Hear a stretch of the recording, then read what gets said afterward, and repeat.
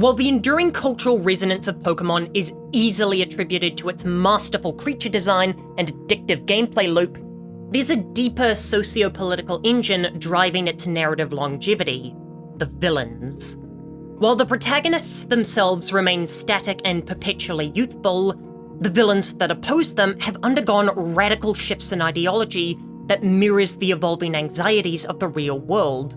On the surface, the games present a sanitized and idyllic world where 10-year-olds roam free without supervision, so if the Pokémon themselves represent the innocence of childhood imagination, showcased as a world where nature is tamed and befriended, the main antagonists are CEOs, nihilists, and abusive parents. Let's start with Team Rocket, though this one will require the most background context, as at the time, the global dominance of the brand was unknown, and so the target audience for their depiction is solely 1990s Japan. In 1991, the Japanese asset price bubble collapsed, which was caused by the sudden implosion of real estate and stock market values that had wildly inflated during the 80s. The optimism of the Japan is #1 era instantly evaporated, and was replaced with a profound cynicism towards corporate and financial systems. This era of prolonged economic stagnation is known today as the Lost Decade, and it instilled the generation with the grim reality that the goal of climbing the corporate ladder was nothing more than a mechanism of exploitation. And so Team Rocket acts as the avatar to that specific economic anxiety, as they act as capitalists in their crudest form. Giovanni is the most grounded of the Pokémon villains, because he lacks a grand design for the world. His only interest is maximizing profits.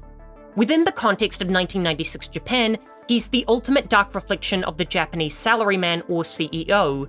He wears a sharp suit and carries a demeanor of cold, bureaucratic detachment, signaling the administrativeness of his villainy. This is reflected in how he views Pokémon as assets. This can be seen through Mewtwo, who to Giovanni is a literal product built to maximize earnings.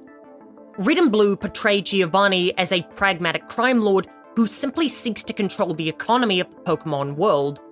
His eventual disbandment of Team Rocket isn't framed as a moral redemption of his character, but rather reflects a shameful resignation, much like the disgraced Japanese executives who are forced to step down once their failures are exposed. Team Rocket are the only evil team in the series that operate like a traditional crime syndicate, specifically the Yakuza's entanglement with legitimate business during the bubble era that preceded the Lost Decade. As is depicted in Yakuza 0, the Yakuza were integral to the financial speculation of 1980s Japan. They were running companies and manipulating stock prices. They erased the already blurred line between crime and capitalism as they transitioned from gambling dens into boardrooms.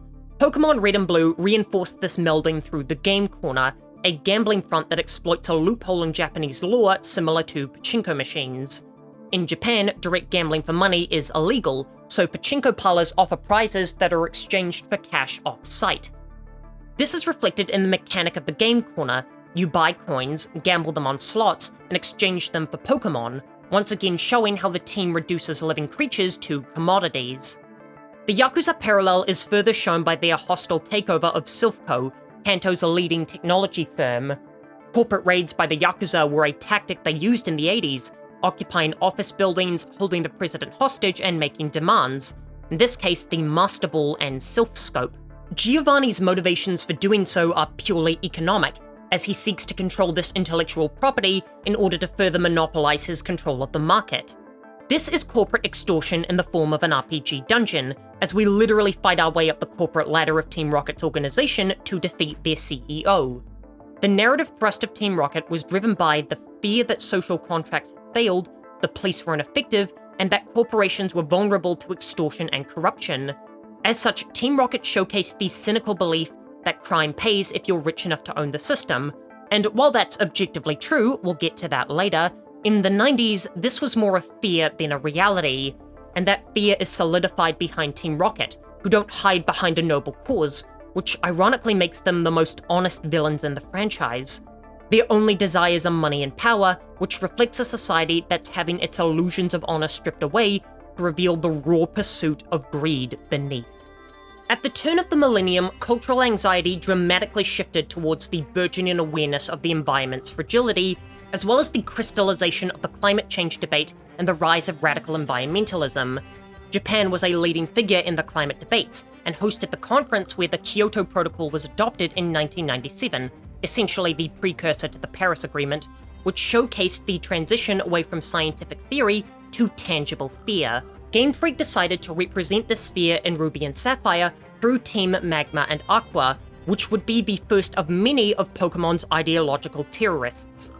They represent the trope of well-intentioned extremists, where the narrative acknowledges the validity of their grievance, climate change, whilst condemning their method of terrorism.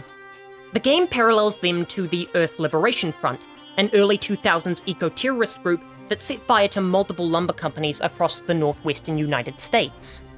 However, these two teams are fascinating, as it's the only time Pokemon has used a duology of evil teams in their releases, and the contrasts between highlight their opposing philosophies. Team Aqua subscribes to a philosophy where the world must be returned to its primordial oceanic state. In the real world, this belief is known as deep ecology, which prioritizes the biosphere over civilization, where they believe human expansion has strangled the planet's cradle of life, the sea, and that a reset is necessary for the good of all living creatures.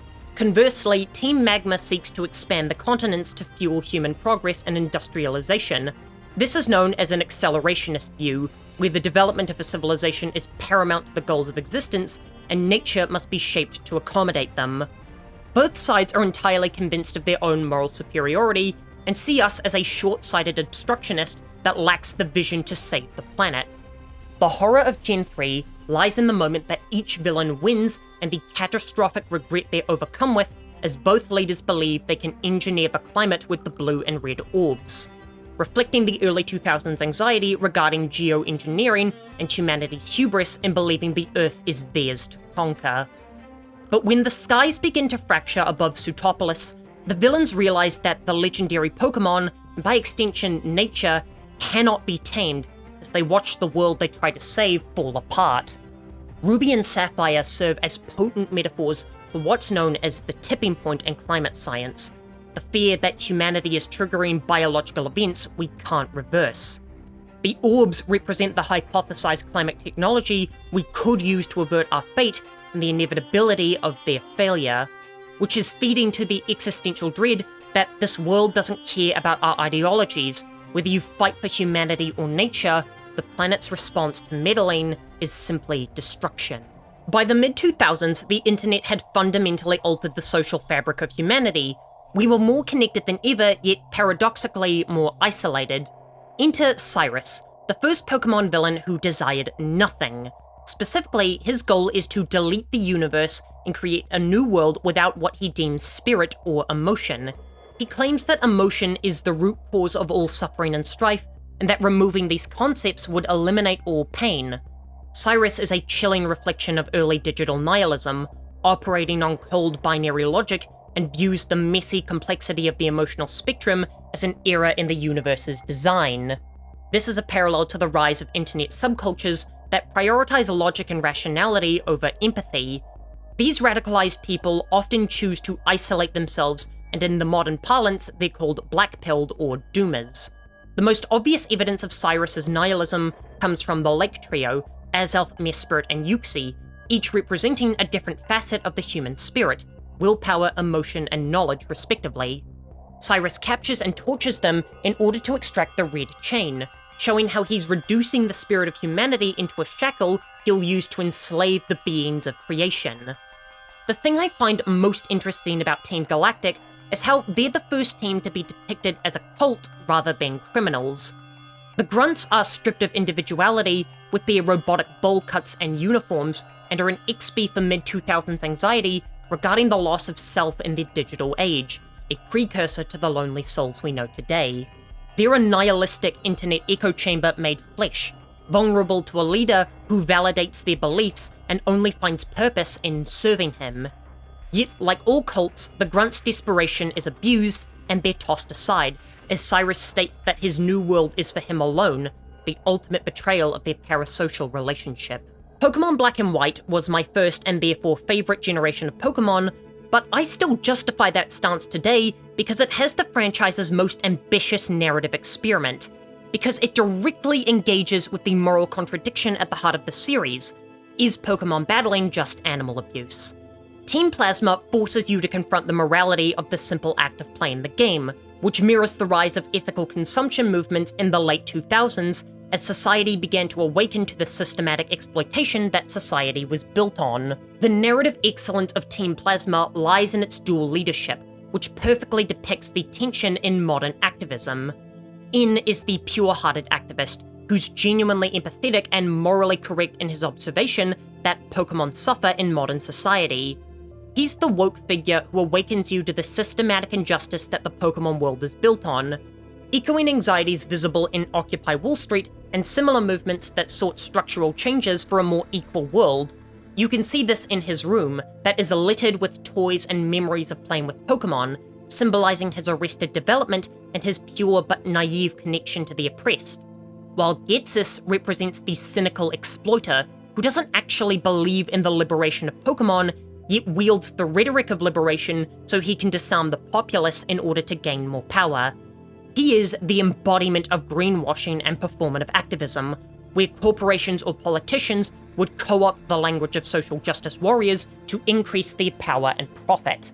The dynamic between this father-son duo acts as a critique of how valid social movements can be manipulated by bad actors, as Ghetsis builds his literal castle of lies on the foundation of N's genuine empathy, reflecting the anxieties following the 2008 financial crisis, that our desire to live a moral lifestyle is being manipulated by algorithms, corporations, and political prospectors who never actually cared about the cause. Team Plasma perfectly depicts the facade of greenwashing as they present themselves with the public persona of medieval nobility in order to evoke a sense of moral purity, whilst their actions involve kicking Muna for Dream Mist.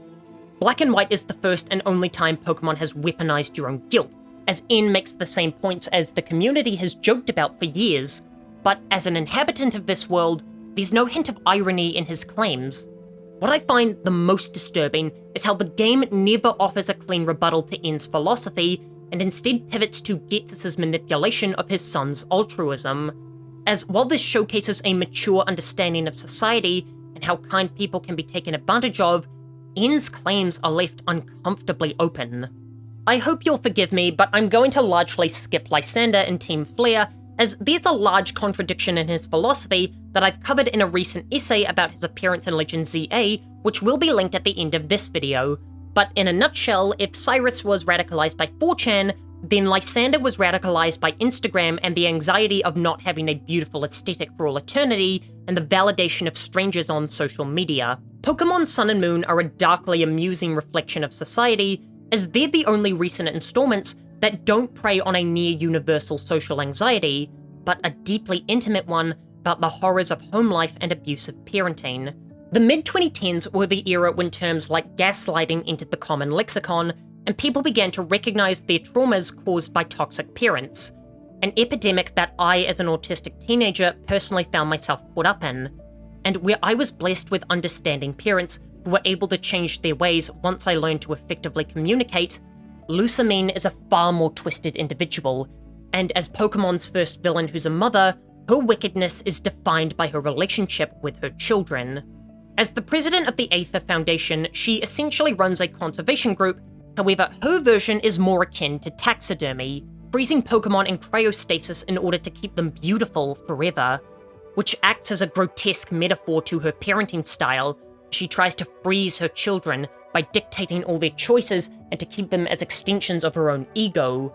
And when they try to assert their autonomy by running away or changing their appearance, she sees that as a betrayal of their beauty. Lusamine is the archetype of a narcissistic parent taken to a horrific extreme, as she only loves her children when they're reflections of herself. The theme of Sun and Moon's story is generational trauma, as Lusamine's madness is implied to be triggered by the loss of her husband, leading her to grasp for control in a chaotic world. She sees the Ultra Beasts as an alien substitute for the family she feels like she lost. Nihiligo's Pokédex entry in Moon reads, quote, "It's unclear whether or not this Pokemon is sentient, but sometimes it can be observed behaving like a young girl." So when Nihiligo physically merges with Lusamine, it's a visual metaphor for a parent consuming a child's identity, becoming a monstrous entity that Lily has to physically and emotionally reject. Gen 7's method for defeating the villain is unique, as it's about Lily standing up to her abuser. The specific language she uses about not being a doll destroyed me as a 13-year-old and encapsulated the anxiety of unsafe homes. And while I truly hope that scene resonated with one of you a decade ago as it did for me, it also reflected a cultural turn inwards, and was an acknowledgement that for many people, hell happens at the dinner table. Despite Sword and Shield being 6 years old, Rose still represents a very modern, insidious anxiety. Say it with me now, the rich are evil. Evoking figures such as Musk, Bezos, and Zuckerberg, all parasites who believe their hoard of stolen goods grants them the unilateral right to shape the future of humanity. However, we must remember that in the late 2010s, it wasn't the widely held belief that these stuck pigs should be bled. Hell, Elon Musk voiced himself on South Park and Rick and Morty, which would never happen in today's climate. Rose emulates them when they still wore their masks. He's polite and charismatic. Not evil in the sense he's malicious, more so dangerous because he's right in his own mind and refuses to listen to anyone else. Rose's motivation is rooted in the philosophical belief of Longtermism, which is that the lives of the distant future matter more than the actual lives of the present. He's willing to unleash devastation in the forms of Eternatus in order to solve a crisis that won't occur for centuries, which is the ultimate hubris of the technocrat, believing that I alone can fix this. He is so disconnected from the reality of the common man, yet wields control over all their lives. You can see this when he interrupts what's basically the Super Bowl to monologue about energy metrics, and when Leon tells him to wait until tomorrow, he refuses, which encapsulates the modern frustration with these elites that operate in a different reality. They're trying to solve problems that don't exist while ignoring the ones that do. You can also see his further disconnect from humanity through the orphan he sponsors, Bede, who he disowns as soon as he becomes inconvenient, proving he's the billionaire who's only interested in saving his abstract idea of humanity. And it's easy to see why he failed history's test of the great man. He surrounded himself with zealots like Olena and insulated himself in an ivory tower. His fall is a tale of incompetence and ego, awakening a literal dragon he cannot control, yet assumes his resources will be enough to leash it. And so we, the child, have to clean up the mess made by the supposed adult in the room, reflecting the pervasive anxiety of Gen Z and millennials that the older generations who call the shots on the economy and climate are driving the bus off a cliff while convinced they're saving the passengers. I hope you'll forgive this final omission, as it feels wrong of me to label Team Star as villains, but if you're this deep into a socio-political essay about Pokémon, I imagine you had the media literacy to figure out the connections to cyberbullying in the age of the pandemic. And so, tracing the lineage of Pokémon villains offers a grim yet illuminating analysis across 3 decades of cultural anxiety, and by respecting the maturing anxieties of its players, Pokémon is able to maintain its relevance from a narrative perspective. That youngster who played Red and Blue, who was worried about bad guys stealing things, is now an ace trainer, worried about climate collapse, billionaire overreach, and the very fabric of society. And so Pokémon suggests that while you can always catch and tame the monster in the tall grass, the one in the home, the one in the boardroom, and the one in the mirror are far more difficult to defeat. Yet the franchise's enduring lesson is that the world is always worth saving, even if the people in charge of it are the ones trying to destroy it. Thank you so much for watching, and here's the video of Lysander I mentioned earlier.